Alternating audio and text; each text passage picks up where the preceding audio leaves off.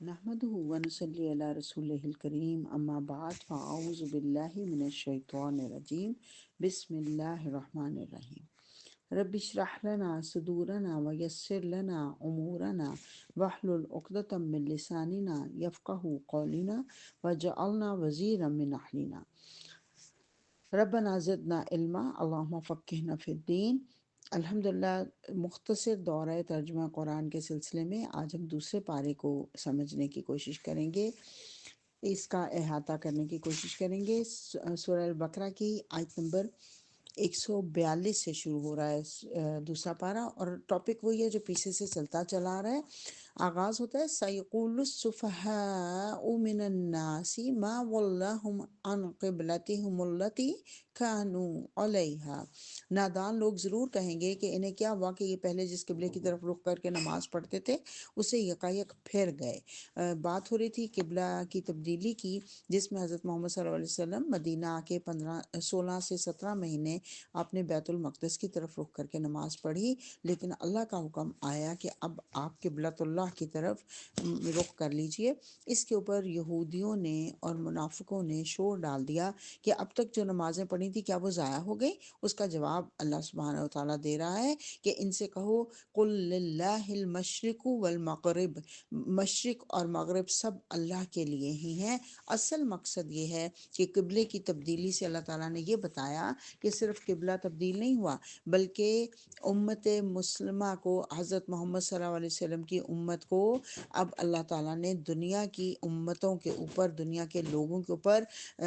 رہنما اور بنا دیا، اور امت مسلمہ کو امت وسط کا لقب دے دیا گیا۔ اور اللہ نے اسی رکوع کے اندر بتایا کہ تم لوگوں کے اوپر امت وسط ہو، اور تم نے لوگوں کے اوپر، دنیا کے لوگوں کے اوپر گواہی دینی ہے۔ قیامت کے دن امت مسلمہ نے تمام لوگوں پر گواہی دینی ہے، اور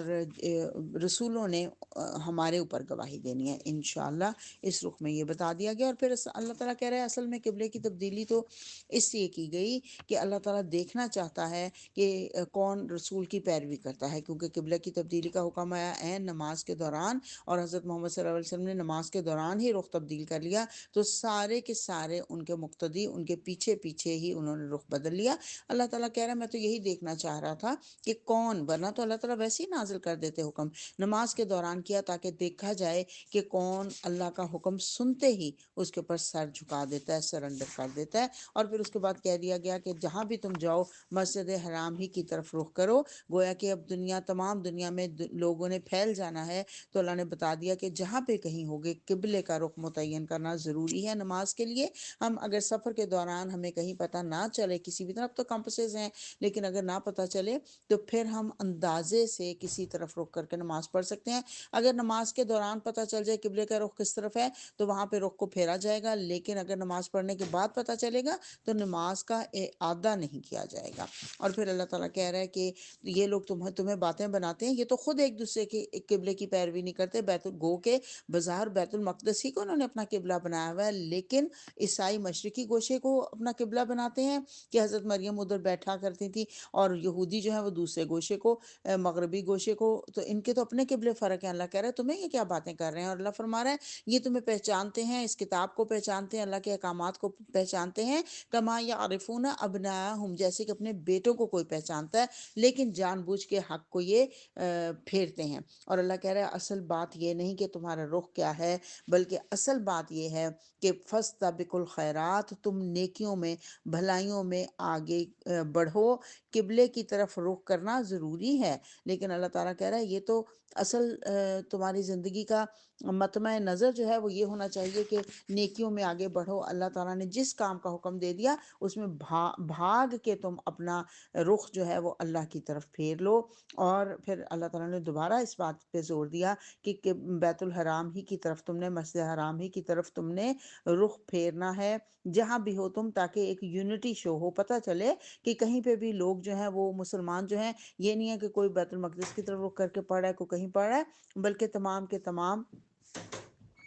بیت اللہ کی طرف رخ کر کے نماز پڑھیں، اور پھر اللہ تعالیٰ فرما رہا ہے اس رکوع میں فلا تخشوہم واخشونی، لوگ تو باتیں کریں گے، تم ان کی باتوں کے پیچھے نہ چلو، تم ان سے نہ ڈرو بلکہ تم مجھ سے ڈرو تاکہ میں اپنی نعمت تم پر پوری کر دوں۔ کون سی نعمت؟ نعمت اسلام جو اللہ تعالیٰ نے ہمیں عطا فرمائی، اس کی طرف اللہ سے ڈرو تاکہ نعمت اسلام پوری کی پورے تمہیں نصیب ہو جائے۔ اور پھر یہاں پہ پہلی دفعہ یہ بات آ گئی کہ نبی صلی اللہ علیہ وسلم جو لوگوں کے درمیان بھیجے گئے، ان کا مشن کیا تھا۔ یہ قرآن پاک میں آگے بھی ہم جا کے پڑھیں گے، 4 جگہ پہ یہ ذکر آتا ہے۔ یہاں پہ پہلی دفعہ آ گیا کہ ان کو بھیجا گیا رسول منکم، تمہارے اندر ایک رسول بھیجا گیا، یتلو علیکم آیاتنا، جو ہماری آیات کو پڑھ کے سناتا ہے، ویزکیکم، اور تمہارا تزکیہ کرتا ہے، ویعلمکم الکتاب والحکمہ، اور تمہیں کتاب کی بھی تعلیم دیتا ہے اور حکمت کی بھی تعلیم دیتا ہے، وَيُعَلِّمُكُم مَّا لَمْ تَكُونُوا تَعْلَمُونَ، اور تمہیں وہ کچھ سکھاتا ہے جو تم اس سے پہلے نہیں جانتے تھے۔ بس تم میرا شکر ادا کرو اور میرا ذکر کرو، میں تمہارا ذکر کروں گا، اور تم میرا شکر ادا کرو اور کفر نہ کرو۔ گویا کہ اللہ کا ذکر زبان پر ہر وقت جاری رہنا چاہیے۔ جواب میں رزلٹ کیا ہوگا کہ اللہ تعالیٰ فرشتوں کی محفل میں ہمارا ذکر فرمائیں گے، اور اللہ کا شکر کرے گا۔ جو نہیں کرے گا وہ کفر کرے گا، کیونکہ شکر کا اپوزٹ کفر ہے، اللہ نے ساتھ ہی بتا دیا۔ تیسرے رکوع میں اللہ تعالیٰ بتا رہا ہے کہ مشکل حالات تو آئیں گے مسلمانوں، لیکن ان کے اندر تم نے کیا کرنا ہے، استعینوا بالصبر والصلاۃ، تم نے صبر اور صلات کے ساتھ مدد مانگنی ہے۔ اور صبر اور صلات جو کہ مرتے دم تک رہے گا، نماز مرتے دم تک رہے گی، مرتے دم تک نماز کی چھوٹ نہیں۔ بیمار ہیں تو بیٹھ کے پڑھ لیں، بیٹھ کے نہیں پڑھ سکتے تو لیٹ کے پڑھ لیں، اور اگر لیٹ کے بھی آپ کو حرکات کرنا مشکل ہے، جسم ہلانا خدا نخواستہ مفلوج ہو گیا، تو صرف آنکھوں کے اشارے سے ہی نماز کی ادائیگی کی جا سکتی ہے۔ علماء کرام نے بتایا، اللہ تعالیٰ ہمیں درست طریقے سے نماز پڑھنے والا بنائے۔ اور پھر اللہ تعالیٰ فرما رہا ہے نماز بھی قبر تک، مرتے تک، اور صبر بھی مرتے دم تک، قبر تک۔ یہ ذہن تیار کیا جا رہا ہے، کیونکہ ساتھ ہی آگے اللہ تعالیٰ نے فرما دیا کہ جو اللہ کے رستے میں مارے جائیں انہیں مردہ نہ کہو، تمہیں ان کی زندگی کا شعور نہیں ہے، اور وہ تو اصل میں زندہ ہیں، اللہ کے ہاں رزق پاتے ہیں۔ اس کے بعد اللہ فرما رہا ہے کہ ہم تمہیں ضرور، مطلب صبر کی پہلے تلقین کر کے پھر بتایا جا رہا ہے کہ وَلَنَبْلُوَنَّكُمْ بِشَيْءٍ مِّنَ الْخَوْفِ وَالْجُوعِ وَنَقْصٍ مِّنَ الْأَمْوَالِ، تمہیں ضرور آزمائش میں ڈالا جائے گا، جان و مال سے، مالوں کے جان کے خطرے سے، مال کے نقصان سے، آمدنیوں کے گھاٹے سے۔ اور ان حالات میں جو کوئی صبر کرتے ہیں، یا جب بھی کوئی مصیبت آتی ہے وہ کہتے ہیں اِنَّ لِلَّهِ وَإِنَّا إِلَيْهِ راجعون، کہ بے شک ہم سب اللہ ہی کے ہیں اور اللہ کی طرف ہمیں پلٹ کر جانا ہے، ان کے اوپر اللہ کی رحمت ہوتی ہے۔ بتا دیا گیا مشکل میں کیا کرنا ہے، اللہ سے مدد مانگنی ہے۔ اور پھر اس کے بعد اللہ نے بتا دیا کہ دونوں پہاڑیوں کے درمیان جو سعی کرنی ہے صفا اور مروہ کے، وہ شاعر اللہ میں سے ہے، کیونکہ صفا کے اوپر انہوں نے نائلہ کا بت رکھا ہوا تھا، اور مروہ کے اوپر اصاف کا، تو اس وجہ سے مسلمانوں میں خدشہ ہوا کہ کہیں یہ کوئی شرک تو نہیں ہم کرے۔ اللہ نے کہا نہیں، جو کرے گا حج اور عمرہ وہ ضرور سعی کرے گا۔ سبحان اللہ، بی بی ہاجرہ نے جو دوڑ لگائی تھی، ان کے قدموں کے نشان اللہ تعالیٰ نے قیامت تک کے لیے مرد اور عورت پر فرض کر دیے کہ ان کی تم نے پیروی کرنی ہے۔ اور پھر اس کے بعد اللہ تعالیٰ سبحانہ تعالیٰ نے فرمایا کہ اللہ کی جو کتاب کی آیات ہیں ان کو چھپاؤ نہ، بلکہ یقین جانو کہ اللہ لعنت کرتا ہے، تمام لعنت کرنے والے بھی ان پر لعنت بھیجتے ہیں جو اللہ کی دی ہوئی کتاب کی آیات کو چھپا جاتے ہیں۔ تو ہمیں تو حکم ہے مسلمین کو کہ امر بالمعروف اور نہیں عن المنکر۔ اور پھر اس کے بعد اللہ اگلا چوتھے رکوع کے اندر اللہ سبحانہ و تعالیٰ فرما رہا ہے کہ کائنات کی نشانیاں دکھا رہا ہے کہ تمہارے لیے اللہ تعالیٰ نے کیا کیا کائنات میں نشانیاں بنائیں، سمندر بنائے، کشتیاں، زمین، آسمان، ہوا اور ہوا کی بارش، یہ کھلے کھلے آثار دیکھ کر، اور پھر تم اللہ کے مقابلے میں کوئی اور شریک کرتے ہو۔ یہاں پہ مسلمانوں کو، انسانوں کو جھنجھوڑا گیا ایک طرح سے کہ یہ اللہ کی آیات، اللہ کی نشانیاں دیکھ کر بھی تم ایمان نہیں لاتے۔ پھر ساتھ ہی اللہ نے بتا دیا کہ وہ لوگ جو ایمان لاتے ہیں وہ اشد حب للہ، وہ اللہ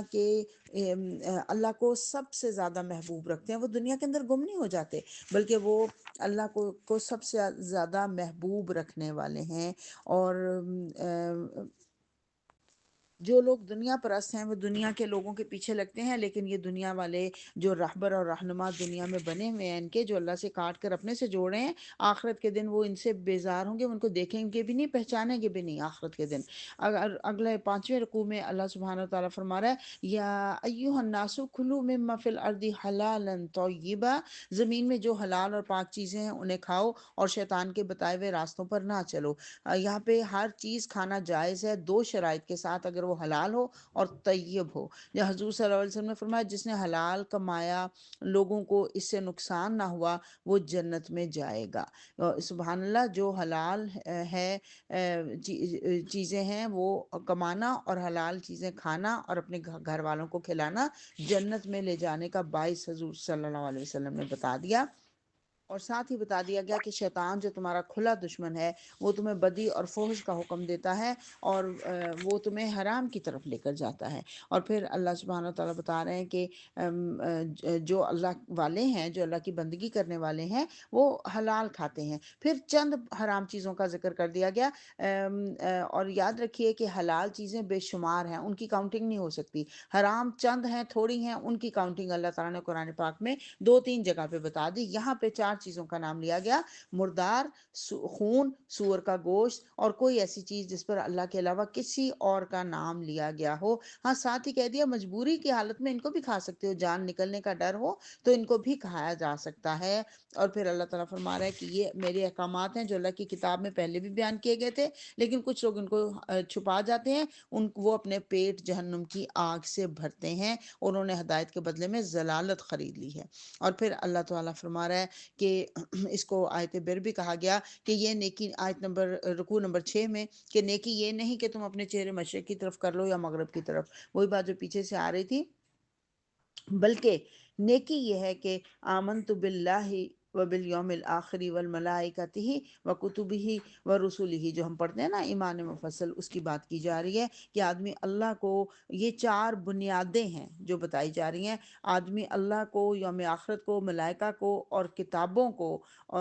جو نبیوں پر بھیجی گئیں ان کو، اور نبیوں کو، پیغمبروں کو مانے، اور اللہ کی محبت میں اپنا مال خرچ کرے، اللہ کی محبت میں خرچ کرے۔ اور ساتھ بھی بتا دیا گیا یتیموں مسکین کہاں پہ خرچ کرے، یتیموں مسکینوں پر، مسافروں پر، یہ انشاءاللہ آگے چل کے بھی اس کی وضاحت ہوگی۔ اور تنگی کے وقت میں سچے لوگ جو ہوتے ہیں وہ صبر کے ساتھ بات کرتے ہیں، صبر کا معاملہ کرتے ہیں۔ پھر وہی بات پیچھے جو ہو رہی تھی، اور بہت اہم سبق یہاں پہ یہ دیا گیا آگے کہ یا ایھا الذین آمنوا کتب علیکم القصاص فی القتلی، تمہارے لیے قتل کے مقدموں میں قصاص کا حکم لکھ دیا گیا۔ قصاص، قاف سی صاد، صاد اس کا روٹ ہے، قص کہتے ہیں، قصہ بھی اسی روٹ سے ہے، پیچھے پیچھے چلنا۔ تو قصاص کا مطلب ہے کہ جس نے کسی کو قتل کیا ہو، اس کو اس کے بدلے میں اسی کو قتل کیا جائے گا، چاہے وہ غلام ہو، چاہے آزاد ہو، عورت ہو، مرد ہو، جو بھی ہو۔ یہ بھی ساتھ ہی وضاحت کر دی گئی، اور کہا کہ قصاص میں زندگی ہے، یعنی اگر تم قصاص لوگے تو پھر لوگ ڈریں گے قتل کرتے ہوئے، اس لیے کہا گیا کہ قصاص میں زندگی ہے۔ اور پھر اس کے بعد اللہ نے بتایا اس میں کہ جب تم میں سے کسی کا موت کا وقت آئے اور وہ پیچھے اپنے رشتہ داروں کو چھوڑ رہا ہو، اور مال کچھ چھوڑا ہو، تو رشتہ داروں کے لیے وصیت کر دے، اور جو اس وصیت کو سنے وہ اس میں تبدیلی نہ کرے، یہ گناہ کبیرہ ہے۔ اور پھر 7ویں رکوع میں اللہ تعالیٰ فرما رہا ہے کہ اے لوگ، ایمان لانے والے لوگوں، کتب علیکم الصیام کما کتب علی الذین من قبلکم لعلکم تتقون، تمہارے پر روزے فرض کیے گئے، اور تم سے پہلے لوگوں پر بھی فرض تھے، تاکہ تم تقوی اختیار کرو، یعنی کہ روزوں کا مقصد بتایا جا رہا ہے اللہ کا تقوی حاصل کرنا۔ اور پھر اس کے بعد بتایا گیا کہ ایک آیت یہاں پہ منسوخ ہو گئی جس میں کہا گیا تھا کہ مریض جو ہیں یا سفر پر جو ہیں وہ روزہ چھوڑ سکتے ہیں، یہ موجود ہے ابھی بھی حکم، لیکن وہ لوگ جو نا طاقت رکھتے ہوں یا نہ رکھنا چاہیں روزہ، وہ فدیہ دے دیں۔ لیکن اگلی آیت آنے کے بعد یہ آیت منسوخ ہو گئی۔ اور پھر اللہ تعالیٰ نے بتایا کہ رمضان وہ مہینہ ہے جس میں قرآن نازل کیا گیا۔ سبحان اللہ، یہ دوسری اس کی رمضان کی، پہلی ہمیں بتایا گیا اس میں تقوی حاصل کرنا ہے، دوسری اس کی صفت بتائی جا رہی ہے کہ اس میں قرآن نازل کیا ہے، جو کہ سراسر ہدایت ہے، اور واضح اور روشن اس میں اللہ تعالیٰ نے نشانیاں بیان کر دی ہیں۔ اور پھر اس کے بعد اللہ نے بہت خوبصورت بات کی، وَإِذَا سَأَلَكَ عِبَادِي عَنِّي فإنی قریب اجیب دعوت الداعی اذا دعان، اے نبی میرے بندے اگر تم سے میرے متعلق پوچھیں تو انہیں بتا دو کہ میں ان سے قریب ہی ہوں، پکارنے والا جب مجھے پکارتا ہے میں اس کی پکار سنتا ہوں اور جواب دیتا ہوں۔ ایک اعرابی نے پوچھا تھا کہ مجھے بتائیے اللہ کہاں ہے، قریب ہے تو میں سرگوشی کروں اور دور ہے تو اونچا پکاروں؟ تو اللہ نے کہا اس کو کہو جو تمام انسانوں کو بتا دو کہ میں قریب ہی ہوں، اللہ کو سرگوشی میں پکارو یا اونچا پکارو، اللہ سنتا ہے۔ جب بھی کوئی پکارنے والا پکارتا ہے اللہ اس کی پکار سنتا ہے۔ ہمارے ہاں بہت یہ جملہ بولا جاتا ہے میری تو دعا ہی نہیں اللہ سنتا، نعوذ باللہ، اس طرح کی بات کبھی نہیں منہ سے نکالنی چاہیے۔ اللہ ہر ایک کی پکار سنتا ہے، پھر اس کو پورا کیسے کرنا ہے یہ اللہ کا فیصلہ ہے، ابھی پورا کر دے یا آخرت میں پورا کر دے، یہ سبحان اللہ اللہ کی چوائس ہے۔ لیکن اللہ نے ساتھ ایک شرط بھی آگے کہہ دی ہے، فَلْيَسْتَجِيبُوا لِي، پھر چاہیے کہ تم میری بات کو سنو، میری دعوت پر لبیک کہو اگر تم ہدایت پانا چاہتے ہو۔ اور پھر اس کے بعد ایک روزوں کے بارے میں بتا دیا گیا کہ راتوں کے وقت عورتوں کے ساتھ اپنی تم تعلق قائم کر سکتے ہو، یہ اللہ تعالیٰ نے رات کو بیوی سے مباشرت کرنے کی اجازت دے دی، لیکن اعتکاف کی حالت میں یہ نہیں ہو سکتا۔ اور اللہ تعالیٰ فرما رہا ہے کہ اس کے بعد کہ اپنے مالوں کو ناروا طریقے سے مت کھاؤ، باطل طریقے سے مت کھاؤ، رشوت، حسد، چوری، ڈاکہ زنی، یہ سب چیزیں منع۔ اور پھر اللہ فرما رہا ہے رکوع نمبر 8 کے اندر کہ لوگ آپ سے چاند کی گھٹتی بڑھتی صورتوں کے بارے میں پوچھتے ہیں تو ان کو کہو کہ یہ تاریخوں کے تعین کے اور حج کی علامتیں ہیں، یعنی کہ اس سے پتہ چلے گا روزے کب شروع ہو رہے ہیں، چاند سے پتہ چلے گا عید کب آ رہی ہے، عورت کی عدت کتنی ہے، یہ ساری چیزیں چاند سے پتہ چلیں گی، رضاعت کا پیریڈ چاند سے پتہ چلے گا۔ تو اسی اللہ تعالیٰ فرما رہا ہے کہ اس چاند سے ہی یہ ہمیں معاملات طے کرنے چاہیے۔ اور پھر بتایا گیا کہ جو اللہ کے راستے میں تم سے لڑتے ہیں تم بھی، اور اللہ کے راستے سے روکنے کے لیے تم سے لڑتے ہیں تم بھی ان سے لڑو، اگرچہ قتل برا ہے لیکن فتنہ اس سے بڑی چیز ہے، بڑی شدید چیز ہے۔ اور پھر اس کے بعد بتا دیا گیا کہ اللہ کے راستے میں خرچ کرو اور اللہ کی خوشنودی کے لیے جب حج اور عمرے کی نیت کرو اسے پورا کرو۔ اور رکوع نمبر 9 میں اللہ سبحانہ وتعالیٰ فرما رہا ہے کہ حج کے مہینے سب کو معلوم ہے، جو شخص ان مقرر مہینوں میں حج کی نیت کرے اسے خبردار رہنا چاہیے کہ حج کے دوران میں کوئی شہوانی فعل، کوئی بدعملی، کوئی لڑائی جھگڑے کی بات سرزد نہ ہو، اور جو نیک کام تم کرو گے وہ اللہ کے علم میں ہوگا۔ اور سفر کے لیے حج کے سفر کے لیے زادرہ ساتھ لے لو، کیونکہ ان لوگوں کے یہاں رواج تھا کہ زادرہ نہیں لے کے جاتے تھے، لوگوں سے مانگ تانگ کے حج کرتے تھے کہ ہم اپنے ساتھ سامان نہیں لے کے جا رہے۔ اللہ نے کہا یہ ناپسندیدہ ہے، اور اگر تم اس کے ساتھ ساتھ وہاں پہ کوئی تجارت کرنا چاہو تو اس کی بھی تمہیں اجازت ہے۔ اور ساتھ ہی یہ بھی ایک ان کی جو بدعت تھی کہ یہ لوگ جو مشرکین مکہ تھے، مکہ کے خانہ کعبہ کے مجاور متولی اپنے آپ کو کہتے تھے، وہ عرفات نہیں جاتے تھے، مزدلفہ سے پلٹ آتے تھے۔ اللہ نے کہا ایسا نہیں ہے، جو عرفہ نہیں گیا اس کا حج ہی نہیں ہو گیا، حج ہی نہیں ہوا۔ حج کے ارکان کو پورے کرو، اور پھر وہاں پہ اللہ کو اتنا یاد کرو جس طرح تم اپنے آباء و اجداد کو یاد کرتے تھے، کیونکہ ان کا طریقہ تھا مزدلفہ میں بیٹھ کے اور عرفات میں بھی اپنے بزرگوں کو یاد کرتے تھے۔ تو اللہ نے کہا کہ اپنے بزرگوں کو جیسے یاد کرتے تھے اس سے زیادہ یاد کرو، یہ گنتی کے چند روز ہیں جو تمہیں اللہ کی یاد میں بسر کرنے چاہیے۔ پھر اللہ فرما رہا ہے یا ایھا الذین آمنوا ادخلوا فی السلم کافہ، کہ تم سارے کے سارے پورے کے پورے اسلام میں داخل ہو جاؤ۔ یعنی کہ اللہ تعالیٰ کو یہ نہیں پسند کہ کوئی آدھا مسلمان ہو اور آدھا کافر ہو، کچھ کام قرآن کے مطابق کر لے کچھ اپنی مرضی کے، ایسا نہیں۔ اللہ نے کہا پورے پورے اسلام میں داخل ہو جاؤ اور شیطان کی پیروی نہ کرو کیونکہ وہ تمہارا کھلا دشمن ہے۔ اور اللہ تعالیٰ فرما رہا ہے کہ اللہ کی نعمتیں جو بنی اسرائیل کو دی تھیں ان کو دیکھنے کے بعد انہوں نے کیا کیا تھا، اس کو بدل دیا، شقاوت سے بدل دیا۔ تو اللہ کہہ رہا ہے کہ ایسی سخت سزا ان کو دی، گویا کہ ہمیں وارننگ ہے، اگر ہم بھی اللہ کی آیات دیکھنے کے بعد ان کے اوپر عمل نہ کریں اور ان کو بدل دیں اپنی مرضی کے فیصلوں سے تو پھر اللہ تعالیٰ عذاب نازل کر سکتا ہے۔ اللہ یہاں پہ یہ ہمیں وارن کر رہا ہے۔ اور پھر اللہ فرما رہا ہے کہ کیا ام حسبتم ان تدخلوا الجنت ولما یاتکم مثل الذین خلو من قبلکم، کیا تم لوگوں نے یہ سمجھ رکھا کہ تمہیں یوں ہی جنت کا داخلہ مل جائے گا، حالانکہ ابھی تم پر وہ سب نہیں گزرا جو تم سے پہلے ایمان لانے والوں پر گزرا ہے، یعنی کہ آرام سے بغیر محنت کیے تم جنت میں پہنچ جاؤ گے صرف حضرت محمد صلی اللہ علیہ وسلم کی امتی ہونے کی حیثیت سے، جو ہمارے ہاں بہت غلط علام ہے، ہم لوگ سب یہی سمجھتے ہیں۔ ایسا نہیں ہے، بلکہ ضرور امتحان لیا جائے گا، اور اس امتحان میں کامیاب ہونے والوں کے لیے جنت ہے۔ جنت کسی کا حسبی نسلی وطن نہیں، بلکہ جو محنت کرے گا اس کو اس کے بدلے میں جنت ملے گی۔ پھر اللہ تعالیٰ سبحانہ تعالیٰ فرما رہا ہے کہ یہ تم سے پوچھتے ہیں ہم کیا خرچ کریں، ان کو کہو کہ تم مال ہم کیا خرچ کریں، جواب دو کہ جو مال بھی تم خرچ کرو سب سے پہلے والدین کا حق ہے، ان کو دو، رشتہ داروں، یتیموں، مسکینوں اور مسافروں کو دو، اور جو بھلائی بھی تم کرو گے اللہ اس سے باخبر ہوگا۔ پھر اللہ نے بتایا کہ میں نے تمہیں جنگ کا حکم دیا جو تمہیں ناگوار ہے۔ ہو سکتا ہے ایک چیز تمہیں ناگوار ہو اور وہی تمہارے لیے بہتر ہو۔ مشکل، ہر ایک کو مشکل جو چیز ہے وہ لگتی ہے نا، اس کے اوپر عمل کرنا مشکل لگتا ہے، تو اللہ نے کہا ہو سکتا ہے کہ اسی میں تمہارے لیے بہتری ہو۔ اور 11واں رکوع شروع ہو رہا ہے جس میں اللہ سبحانہ تعالیٰ بتا رہا ہے کہ بہت بڑی بات بتا دی گئی کہ شراب اور جوئے کا کیا حکم ہے۔ یہ لوگ پوچھتے ہیں، یہ پہلا حکم آ گیا شراب کی حرمت کے بارے میں۔ پہلے صرف ہلکا سا جھنجھوڑا گیا، کہا گیا کل فیہما اسم کبیر، ان دونوں چیزوں میں بڑی خرابی ہے، اگرچہ ان میں لوگوں کے لیے کچھ فائدے بھی ہیں مگر ان کا گناہ ان کے فائدے سے بہت زیادہ ہے۔ اور پھر کہا کہ یہ پوچھتے ہیں خرچ کہاں کرے، ان کو کہو دنیا کے لیے، تم آخرت کے لیے فکر کرو، دنیا اور آخرت دونوں کے لیے کرو، فکر کرو، دنیا کے لیے میں بھی خرچ کرو اپنے لیے، آسائشوں کے لیے، لیکن آخرت کے لیے بھی کچھ نہ کچھ جمع کرو۔ اور پھر کہا گیا کہ یتیموں کے اوپر خرچ کرو، اور اس کے بعد حکم دیا گیا کہ مشرک عورتوں سے ہرگز نکاح نہ کرنا جب تک کہ وہ ایمان نہ لے آئیں۔ لیکن اگر کوئی مومن کو ظاہر ہے نکاح کرنے کے لیے حق مہر دینا ہوتا ہے، نان نفقہ ذمہ داری کافی ہوتی ہے، تو اگر تمہیں ایک شریف زادی نہ ملے تو تم ایک سوری شریف زادی تو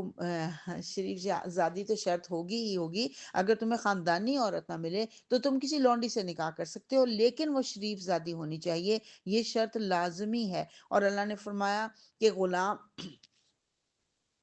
مومن غلام مشرک شریف سے بہتر ہے، عورتوں کے نکاح بھی مشرک مردوں سے کبھی نہ کرنا، مومن غلام مشرک شریف سے بہتر ہے، وہ تمہیں آگ کی طرف بلاتے ہیں اور اللہ جنت اور مغفرت کی طرف بلاتا ہے۔ پھر 12ویں رکوع کا آغاز اس بات سے ہو رہا ہے کہ یہ لوگ آپ سے حیض کے بارے میں پوچھتے ہیں، ان کو بتا دیجئے یہ گندگی کی حالت ہے، اس میں عورتوں سے الگ رہو اور ان کے قریب نہ جاؤ، یعنی جسمانی تعلق قائم نہیں ہوگا، ہاتھ چھونا یا بوس و کنار کرنے کی اجازت ہے لیکن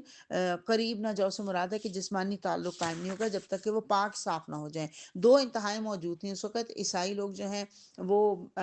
یہودی لوگ جو ہیں وہ بہت کٹر تھے، بالکل عورتوں کو علیحدہ گھروں میں رکھ دیتے تھے، بند کر دیتے تھے علیحدہ کمروں میں ان دنوں میں، اور عیسائی اس حالت میں بھی ان سے تعلق قائم کر لیتے تھے۔ اللہ نے درمیانہ راستہ بتایا کہ جب پاک ہو جائیں پھر ان کے ساتھ تعلق قائم کرو، لیکن ایسے جیسے اللہ نے تمہیں اجازت دی ہے۔ اور وہ تمہاری کھیتیاں ہیں، تمہیں اختیار ہے، یعنی کھیتی میں انسان کیوں جاتا ہے؟ فصل حاصل کرنے کے لیے، تو عورت کے پاس تم جاؤ نسل حاصل کرنے کے لیے، اور تمہیں یاد رکھنا چاہیے کہ ایک دن تمہیں اپنے رب سے ملاقات کرنی ہے۔ پھر ایک غلط رسم جو ان کے ہاں موجود تھی کہ عورتوں سے ایلا کر لیتے تھے،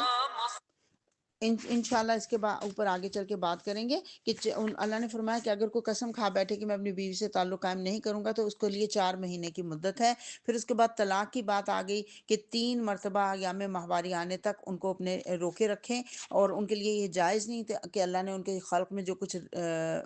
رحم میں جو کچھ خلق فرمایا ہو اسے چھپائیں، یعنی جن عورتوں کو طلاق دی جائے وہ 3 مہینے تک انتظار کریں، اور انہیں ایسا ہرگز نہیں کرنا چاہیے۔ اگر ان کے شوہر تعلقات درست کر لیں اس عدت کے دوران میں، انہیں پھر اپنی زوجیت میں واپس لے لینے کے حقدار ہیں۔ ازدواجی تعلق کی بہت یہاں تفصیل سے بتایا گیا، اور اللہ نے فرمایا کہ عورتوں کے لیے بھی ویسے حقوق ہیں جیسے مردوں کے لیے، البتہ مردوں کو ایک درجہ اوپر حاصل ہے۔ پھر کہا گیا کہ طلاق 2 بار ہے، یا تو سیدھی طرح عورت کو روک لو یا بھلے طریقے سے اس کو رخصت کر دو، یعنی انتہائی طلاق جو ہے غیر معمولی واقعہ ہے، لیکن اس کے لیے بھی اللہ تعالیٰ نے طریقہ بتا دیا کہ ایک عورت کو طلاق دی جائے گی اور پھر وہ اس کے اندر انتظار کرے گی 3 مہینے تک، اگر خامد اس سے رجوع کر لے تو بہت اچھا ہے، اگر رجوع نہ کرے تو ان کے درمیان طلاق واقع ہوگی، علیحدگی ہو جائے گی۔ لیکن اگر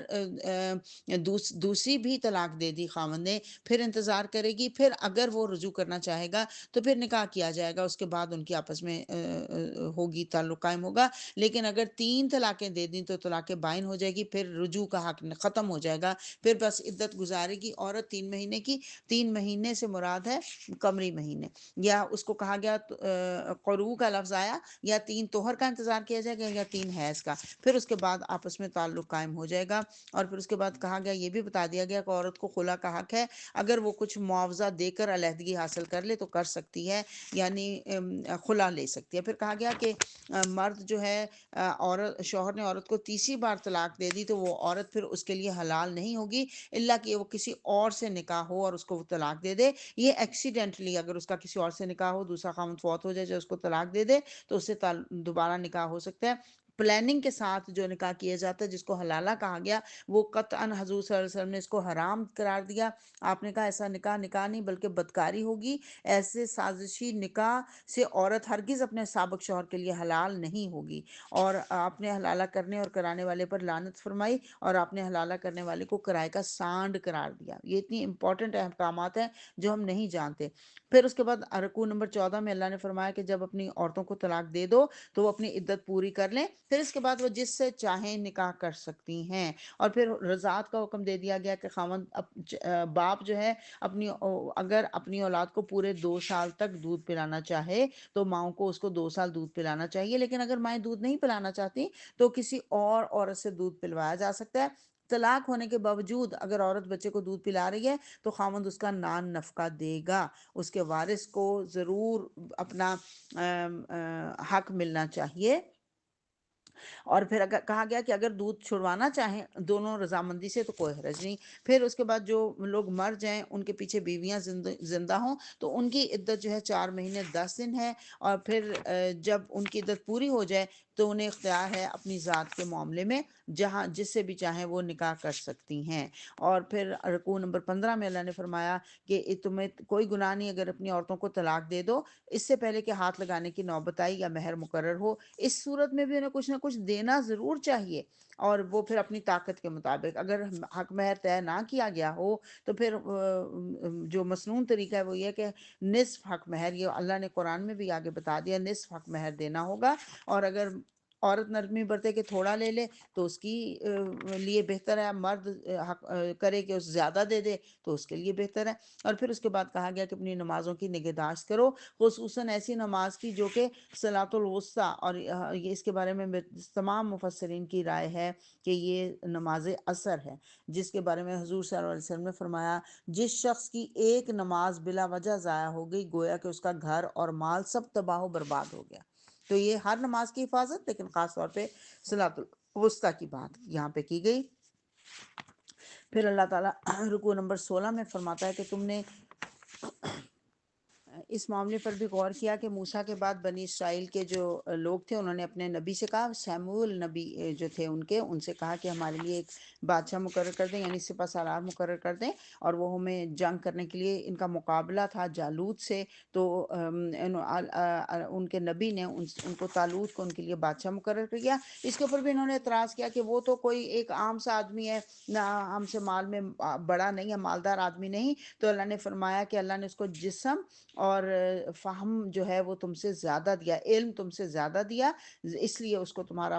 بادشاہ مقرر کیا گیا ہے۔ پھر جب طالوت جو ہے وہ اپنا لشکر لے کر چلا، رکوع نمبر 17 شروع ہو رہا ہے، تو ایک دریا پر آزمائش کی گئی، کہا گیا کہ جو اس کا پانی پیے گا وہ میرا ساتھی نہیں، میرا ساتھی صرف وہ ہے جو بس تھوڑا سا پانی پی لے، چلو بھر پانی پی لے۔ تو تھوڑے سے لوگوں نے چلو بھر پانی پیا، باقیوں نے زیادہ پیٹ بھر کر پانی پیا۔ تو پیٹ جب زیادہ پیاس کے بعد پیٹ بھر کر پانی پیے تو چلنا دو بھر ہو جاتا ہے نا، تو جنگ کرنے کے لیے پھر سب وہیں کے وہیں ڈھیر ہو گئے، اور چند لوگ آگے چلے۔ کچھ مفسرین نے کہا 313 لوگ تھے یہ جو آگے چلے، اور جالوت کے لشکر بہت بڑے تھے، ان کو دیکھ کے کچھ لوگ گھبرا گئے، لیکن جو اللہ والے تھے انہوں نے کہا اللہ نے اکثر گروہ قلیل کو گروہ کثیر کے اوپر سبقت دی ہے، فتح دی ہے اگر اللہ ہمارے ساتھ ہوگا۔ اور انہوں نے دعا کی ربنا افرغ علینا صبرا وثبت اقدامنا وانصرنا علی القوم الکافرین۔